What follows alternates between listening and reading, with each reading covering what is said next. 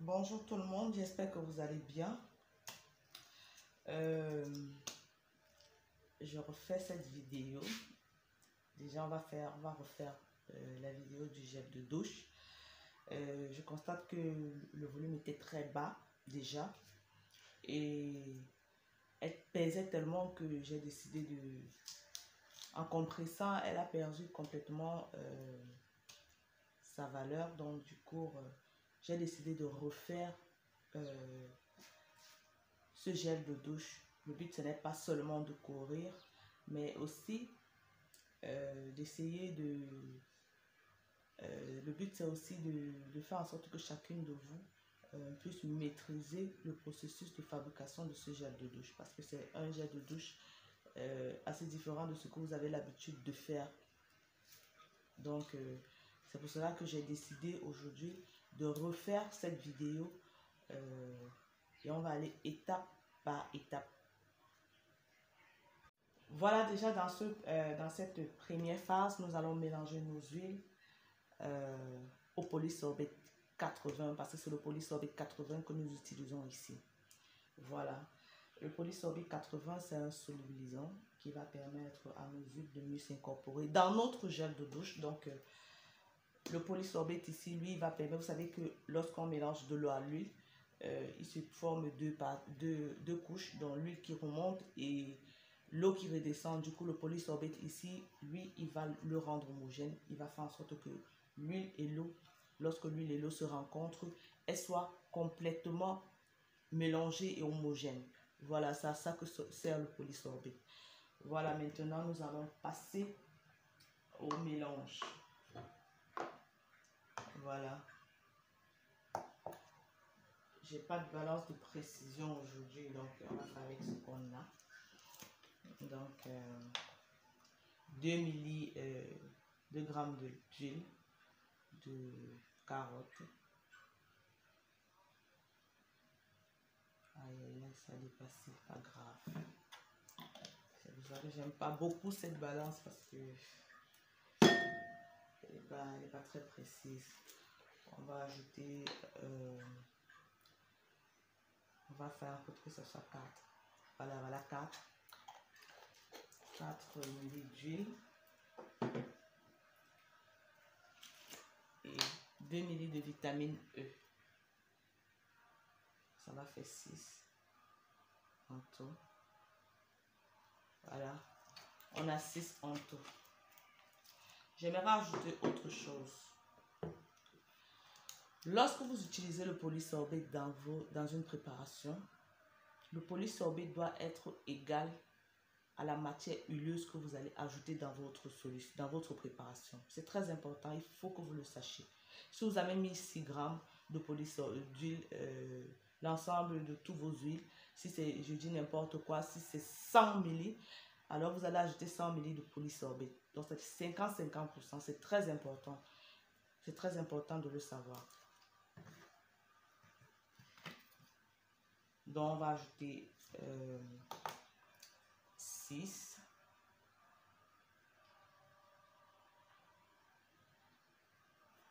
Voilà.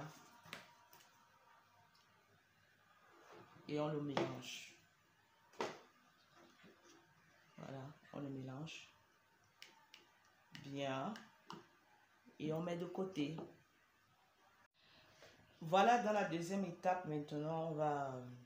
Parce que je vais faire un gel de douche assez simple. C'est juste une vidéo démonstrative pour vous montrer comment est-ce que les étapes se passent. Donc, si vous suivez normalement les étapes, vous allez vous en sortir très facilement.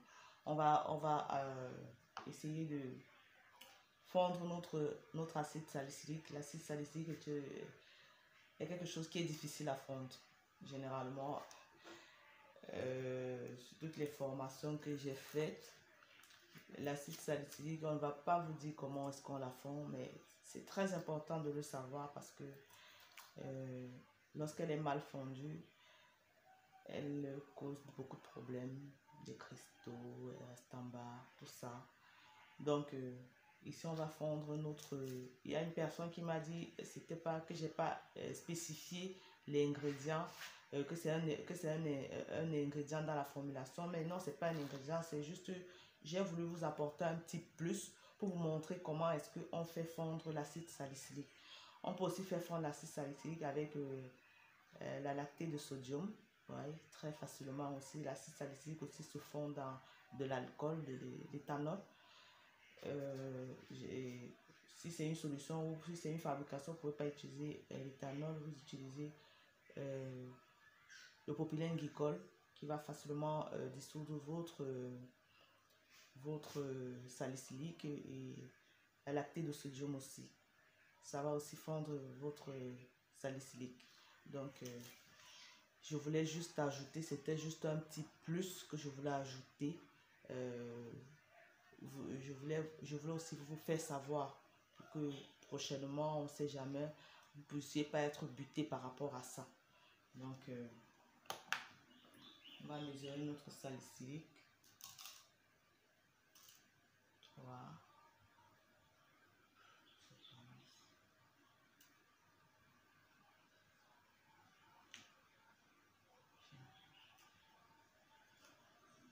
Voilà. On va ajouter notre propylène glycol, juste la quantité qui va permettre de la faire fondre beaucoup.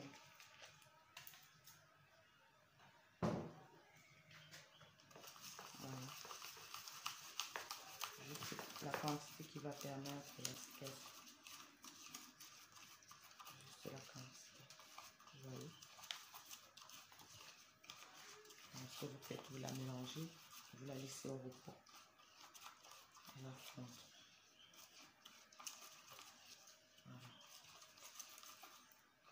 Voilà. Maintenant, nous allons passer à la troisième étape. Voilà. La troisième étape. On va commencer par...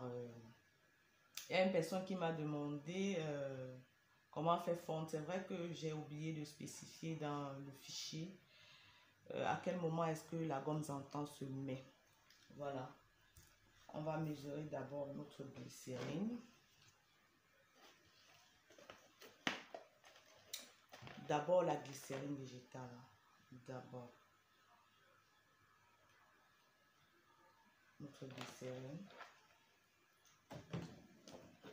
Après, nous allons ajouter la gomme Zantan.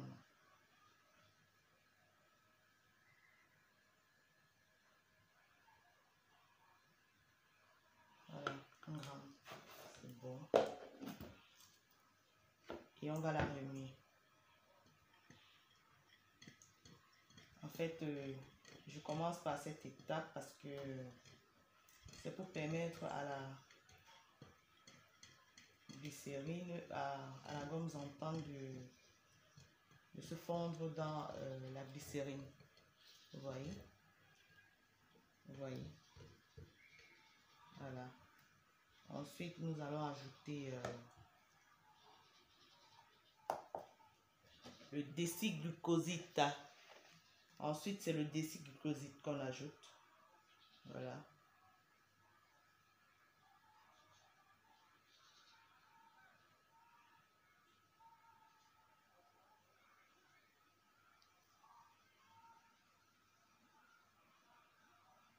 Voilà.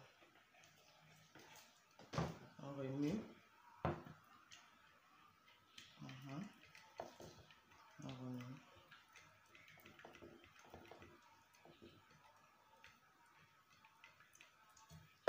Ensuite, on ajoute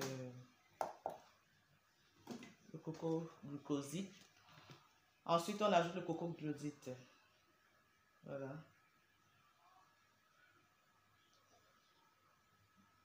C'est dans les 12,7. Donc, ici, ça va pas être précis. Hein. Voilà. On va laisser ça comme ça, 12. Voilà. On va remuer. Voyez. Voilà.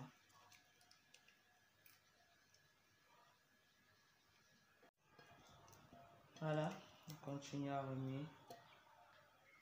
Voilà. Ensuite, nous allons ajouter notre eau distillée. On ajoute l'eau distillée. Voilà.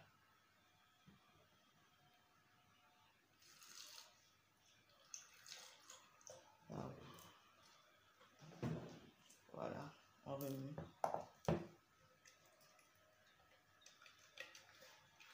Voilà. On remue. Voilà. Regardez. On remue.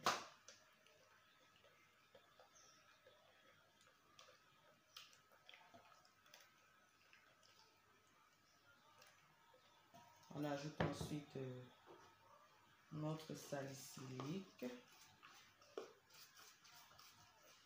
Voilà.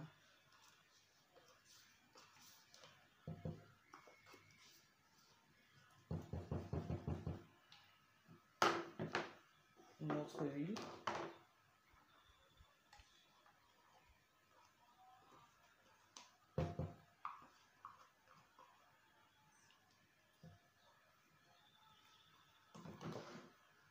Voilà, on remue. Vous voyez.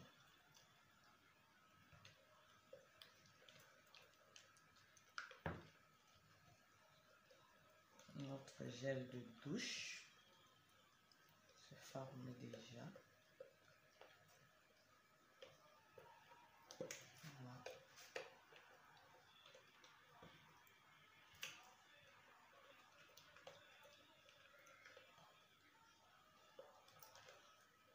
Et c'est à cette étape, la troisième étape, que vous allez ajouter tous les intrants que vous voulez. Tous les intrants que vous voulez.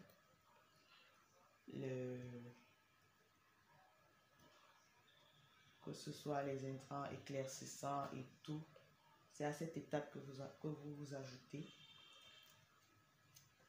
Même les colorants, tous les ajouts, en fait, tous les ajouts se font à cette étape. C'est très important. Tous les ajouts se font à cette étape. Ensuite, on va terminer notre gel de douche en mettant le coco bétaïne. Le coco bétaïne se met à la fin.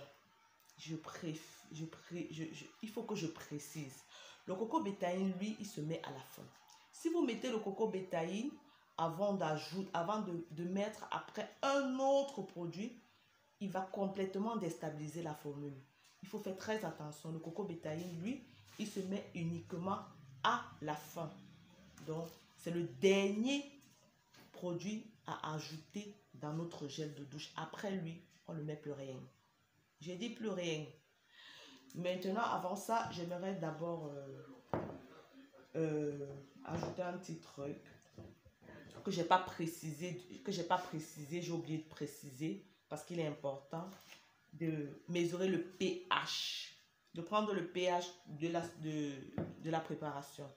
C'est vrai, j'ai pas de pH, je sais pas où j'ai mis le mien, j'ai vraiment cherché, mais je sais pas, je suis obligée d'en acheter encore.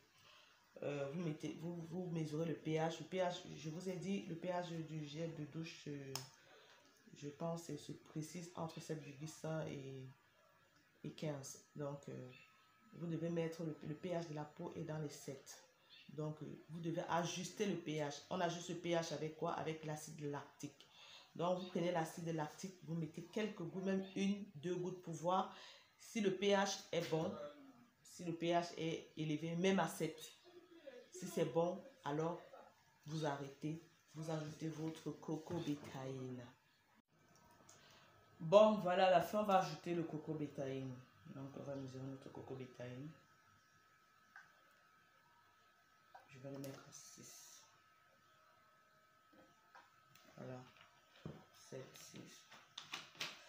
Balance n'est pas précise. Voilà, on le remet. Voilà notre gel de douche. Vous voyez.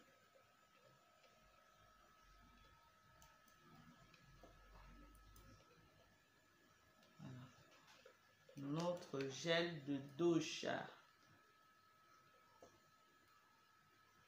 Celle que j'ai fait avant était complètement jaune parce que j'ai utilisé l'huile d'abricot.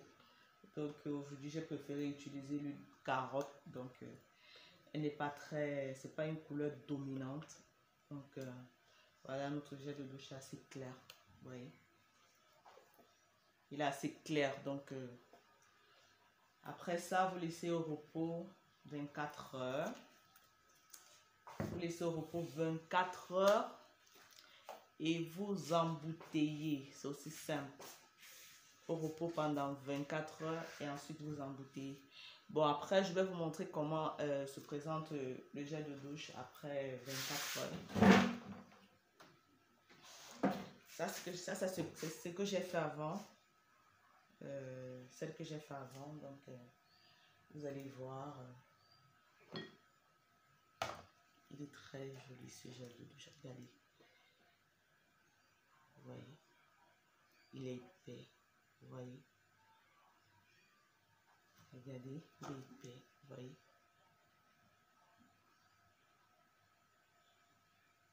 Vous voyez. Voilà, c'est comme ça que se va se présenter votre gel de douche. Là, c'est même pas encore complètement au repos, vous voyez. Voilà.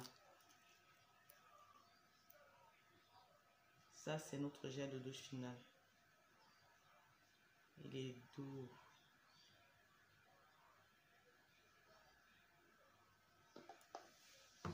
Voilà.